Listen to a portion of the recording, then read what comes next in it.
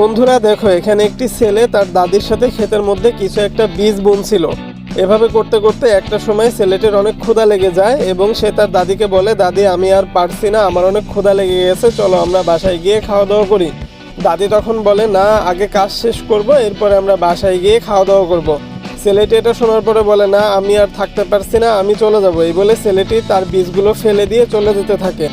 দাদি তাকে বলে, তুমি যেও না, তুমি যদি চলে যাও তোমাকে আমি খাবার দেবো না। এটা শোনার পরে ছেলেটি বলে, ঠিক আছে আমিও খাবো না। এই বলে ছেলেটি ওখান থেকে চলে যায়।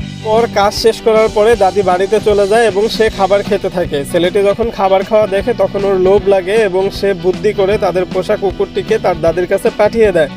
কুকুরটি যখন তার দাদির কাছে যায়, দাদিকে গিয়ে বলে, দাদি তুমি তাড়াতাড়ি এদিকে আসো, তোমার সঙ্গে আমার কিছু কথা আছে। এই বলে যখন কুকুরটি দাদিকে নিয়ে ভিতরে চলে যায়, ছেলেটি দৌড়ে এসে দাদি যে খাবারটা খাচ্ছিল সেই খাবারটি নিয়ে ওখান থেকে পালিয়ে চলে যায়।